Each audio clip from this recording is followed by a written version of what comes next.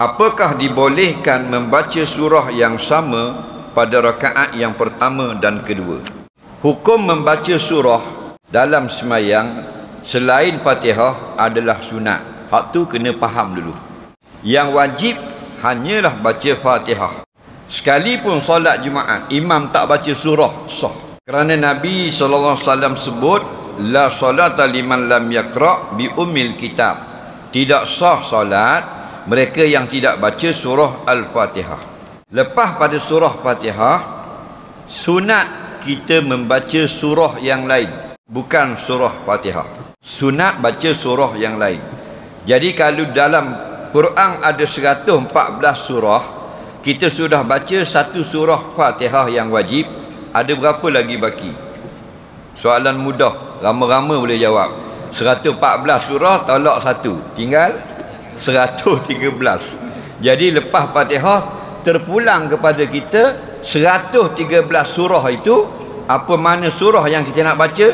Silakan. Manakah yang paling afdal? Ulama menjawab, yang mana yang Nabi baca itu afdal. Tapi kalau Nabi tak baca, dalam hadis tak ada datang Nabi baca surah itu, kita baca harus. Contoh, semayang maghrib, Rasulullah baca surah Qul ya ayyuhal kafirun. Tidak ada hadis yang datang Nabi baca surah Yusuf. Kita baca lepas maghrib surah Yusuf. Harus. Yang afdal yang datang dalam hadis. Okey, selesai masalah. Siapa yang sunat baca surah, imam atau makmum? Dua orang sunat baca surah. Yang pertama, orang yang semayang seorang diri. Yang kedua, imam. Adapun makmum tidak sunat baca surah, melainkan pada solat yang baca perlahan, iaitu semayang zuhur dengan asar. Makmum bila habis Fatihah, imam belum rakaat, sunat baca surah. Jenis yang solat baca kuat zuhur, maghrib, isyak, imam baca kuat surah, makmum dengar surah. Balik kita pada soalan. Kalau kita yang semayang seorang diri atau imam lah, dia baca surah yang sama, nampak? Dua-dua rakaat surah yang sama selepas Fatihah, boleh atau tidak? Jawabnya boleh. Adakah dilarang? Tidak dilarang. Adakah makruh? Tidak makruh. Hukumnya boleh. Bahkan seluruh semayang pun boleh. Semayang Jumaat surah yang sama 2 rakaat. Semayang maghrib ni isyak zuhur surah yang sama contohnya. Sampai witir pun surah sama. Tarawih setiap rakaat surah sama.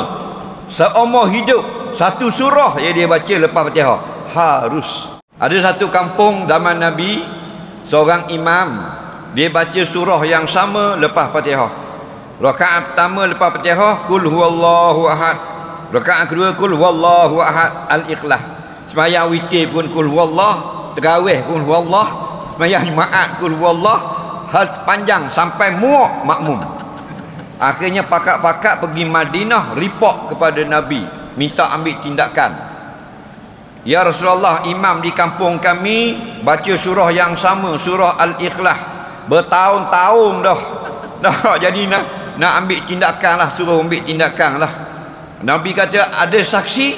Ada. Memang saya saksi. Hari-hari sepanjang tahun surah Al-Ikhlas. Nabi kata, kalau begitu sahih. Balik beritahu imam itu, nanti surah Al-Ikhlas akan pimpin dia masuk syurga. Jadi balik ramai-ramai tak jadi apa komplain. Jadi ulama pun fatwa, Al-Imam Nawawi fatwa harus.